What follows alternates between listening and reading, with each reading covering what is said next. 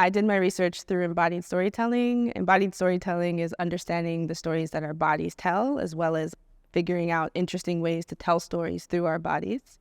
And I did that because I find it the most natural way for me to understand the spaces I'm in and also invite others into that collective and collaborative understanding.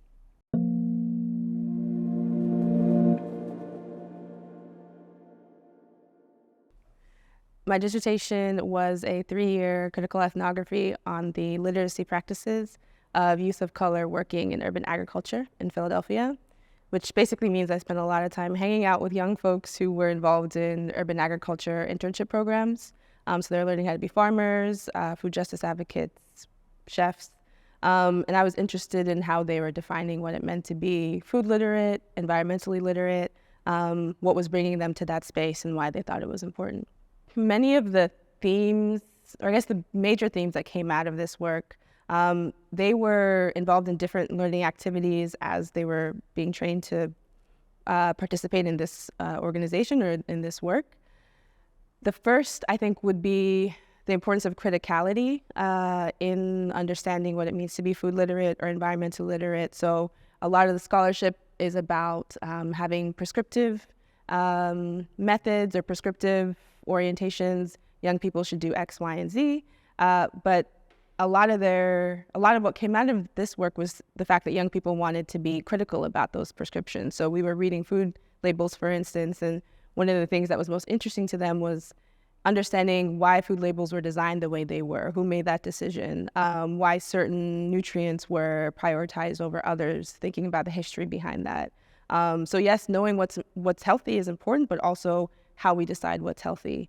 I think the second theme is collectivity. So a lot of this work was done in community spaces, intergenerational spaces, and having conversations with family members was an important part of them deciding or coming to an understanding of what it meant to be literate in this space. Lots of storytelling, lots of interviewing, dance parties, food parties, all of the above.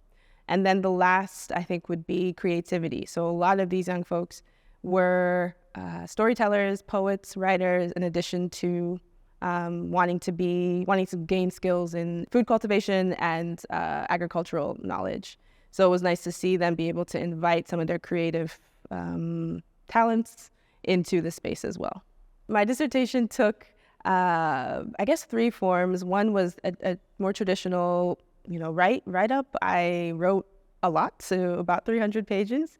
But within that work spawned multiple modes of understanding the work I was doing. So 2 other outputs that came out of that specific, or my dissertation, was what you see here, which is a dance film based off of one of the chapters on seed keeping. So this piece is a representation of some of the findings that came out of my interviews around the importance of seed keeping and seed saving in this space. And the second is a screenplay that I started writing with some of the young people who were interested in telling creative stories about what they were learning on the farm, about agriculture, about the environment, about climate, and about the history and politics that surround those topics. The dissertation was an iterative design. So some of my questions came from previous questions and previous data collection methods. So for instance, this film came out of a series of field notes that I then brought to the writing group and asked, what do you make of these notes that I'd taken based off my observations? Some of the young people I'd worked with for many years. And so some of these notes were from 2-3 years ago, and they were observing themselves and looking back at the things they had said in some of my initial interviews when I came to the farm. So I think these modes came up as I was sharing them with the writing group. And they also came up in community conversations and community celebrations where we would share young people's writing. We would share their different creative takes on what was happening at this space. We had something called the Celebration of Learning every semester or every season. So young people had the chance to come and share what they were learning, and this piece was part of that. Before I started the writing group, I spent a couple years just being in the space. And because I didn't come in with the substantial, profound knowledge in farming or agriculture. I wanted to be useful, and I knew a lot about dance. I had been studying West African dances and the ways in which knowledge about foodways were incorporated into those dances. And so sometimes I would teach workshops, just little workshops here and there, which then made their way into the writing group, in that we would start off sessions really thinking about how are we entering this space. Not everybody's a dancer. Not everyone needs to be a dancer, but we all have bodies. So thinking about what are our bodies telling us, and also thinking about when we're writing scenes, right? When we're writing scripts, we're thinking about what bodies are doing in that space, stage directions, action lines. And so that was a way also, even if we in ourselves weren't moving, we were thinking about movement and thinking about what that movement conveyed, didn't convey, why we wanted it to convey it or not. It came about when I felt stuck. So I would sometimes take writing home, or I would take something that a youth participant wrote and, sit with it for a while. And I wouldn't know what to do with it. So I would act it out, or I would turn it into something that made sense to me, and I'd bring that back into the space. And sometimes people engaged with me in that way. Sometimes they didn't. I wanted to make sure it was a space where if somebody felt more affinity towards, being the director in the space, if we're doing a scene devising exercise, and they actually just wanted to sit back and see how things were going, they could do that. If somebody really wanted to think about the set design instead of being somebody who's being a character, they could do that. So inviting different ways. We don't all have to do the same thing, but I think it definitely was an emergent design, and it was something that each step was based off of the previous step. Oral contributions in terms of discussions are definitely privileged in many ways, and that's important. But if we were trying to figure out what's happening in the scene, and somebody didn't want to say something, but they did want to maybe, draw what the set would look like, that sort of invited them into the conversation as well. And so I think in terms of what it was allowing, it just made it so people didn't necessarily have to think of themselves as only their ideas in the space. They could try and think of how they could move in the space.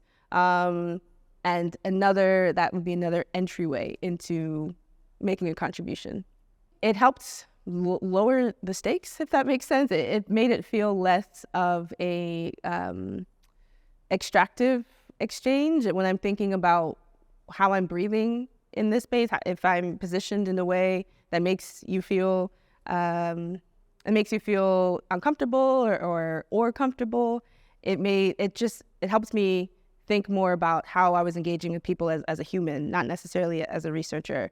And because I do, I find a lot of joy in dance and a lot of joy in movement. I find myself dancing all the time. And I think that also helps people not necessarily take themselves too seriously. It made me not take myself too seriously.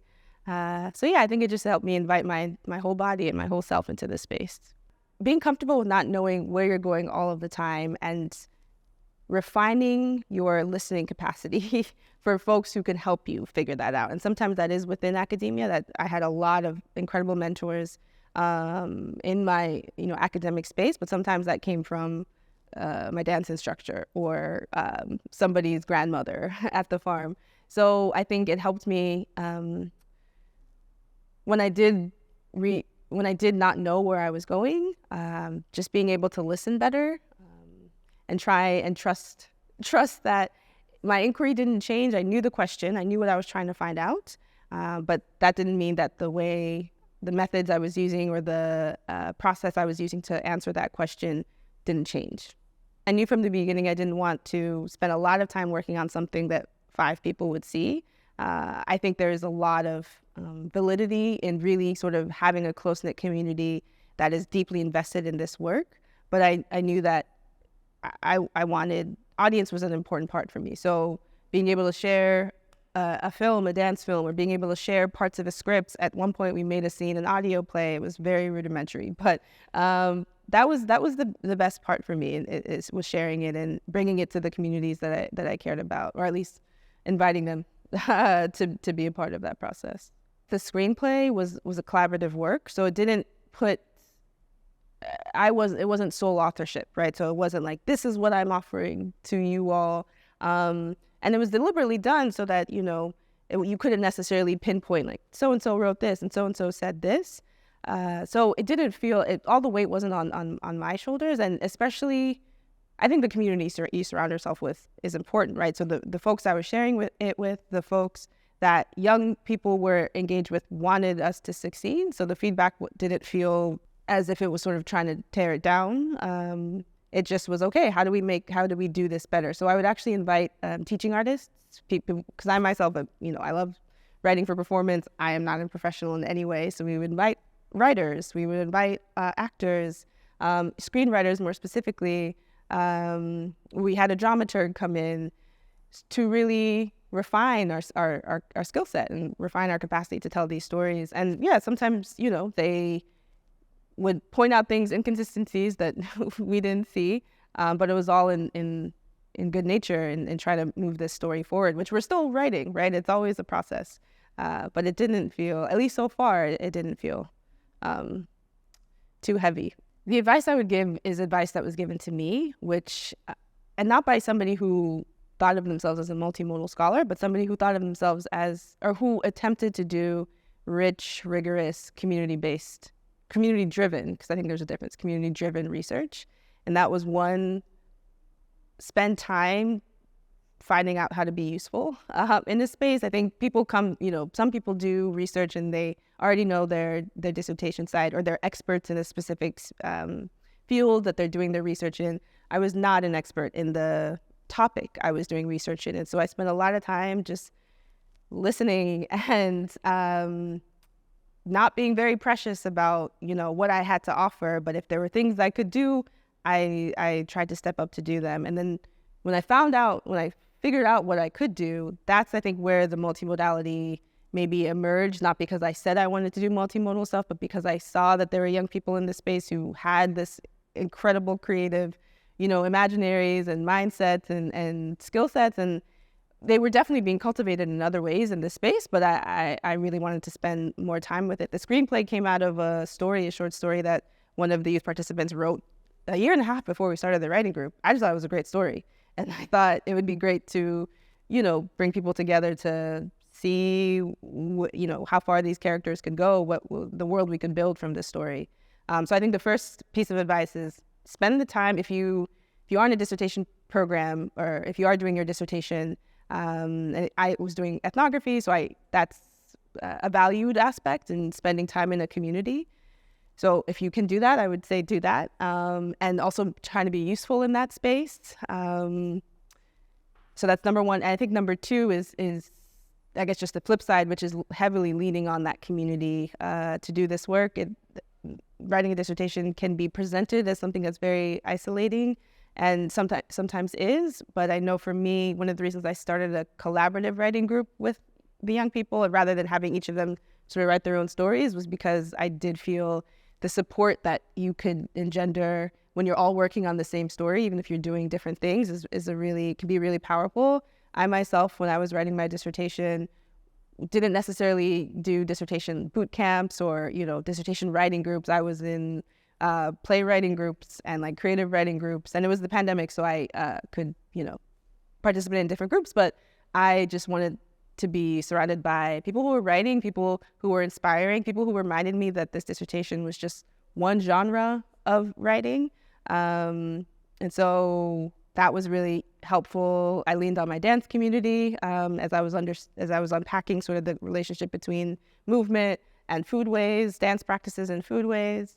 So I would say, try and be useful in the community and really lean on that community as you're, trying to finish this really hard thing that you're doing. This played a major role in my dissertation, but even more so now, I think the work of performance ethnographers, like Soyini Madison, Omi Oshun, Joniel Jones, and dance scholars, people who are dancers themselves, they study dance, Catherine Dunham, Pearl Premise, Carrie Amu Welsh. I think especially women of color, people who think about Africa and the diaspora more specifically, because a lot of the farms I was working at were thinking about that. aspect of foodways and agriculture.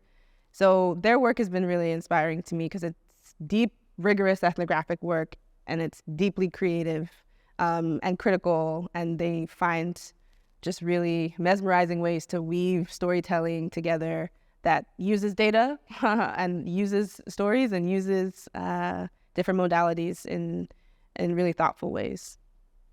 This tapestry that we had put together as sort of an extension of this piece, and part of the thinking behind that was having people be able to step in to follow the footpath of this piece.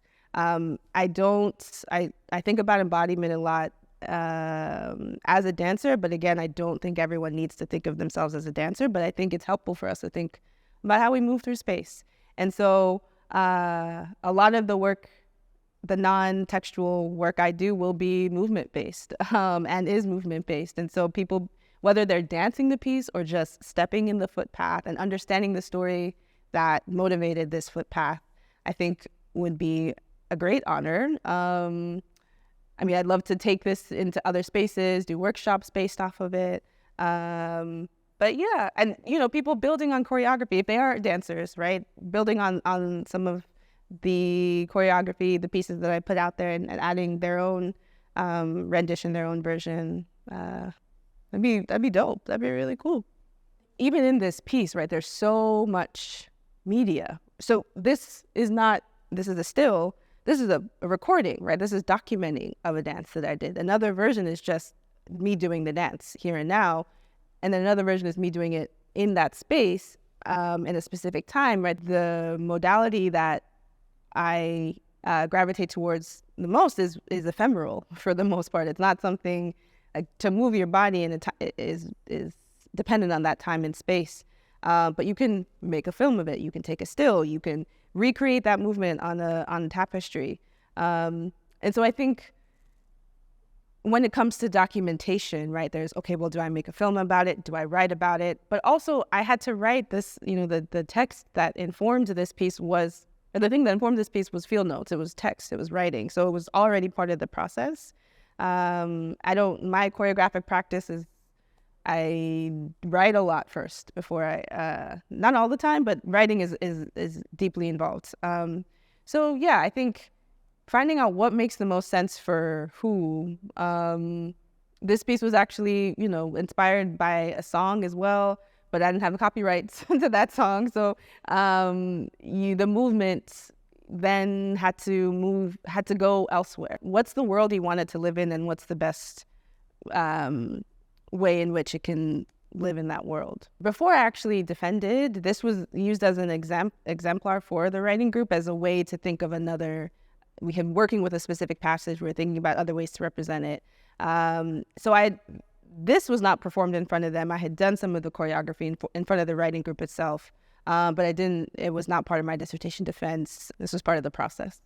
This wasn't the thing I turned in. I am, again, thinking about embodiment and movement, but in different platforms. And so I'm working on a podcast right now that looks at the role that dance plays in African diasporic storytelling. And we're still actually working on the screenplay that we'd started. We're continuing taking versions of different scenes and creating audio dramas based off of them. There's a really cool organization app in Philadelphia called Trail Off that basically maps audio dramas with certain trails in Philadelphia, and people can, it's, I guess, responsive technology, so you're pacing and you can choose your own adventure, and the story will mold to the way you walk the path. So that's been, we're talking to them. That's really cool.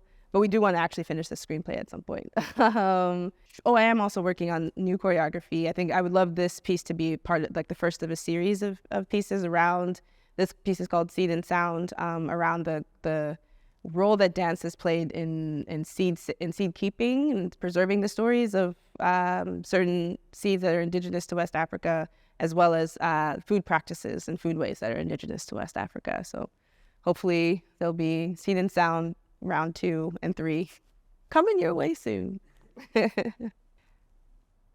I look to the storytellers I find most engaging. I think multimodality for me is just about telling robust, rigorous stories through research. And I think the first storytellers I knew were my parents. I think everyone's gonna probably say something about their parents, but I know my mom is maybe one of the funniest people I know, and her humor has a way of sort of bringing everybody into the fold, and I think that's kind of seeped into my whole family's humor.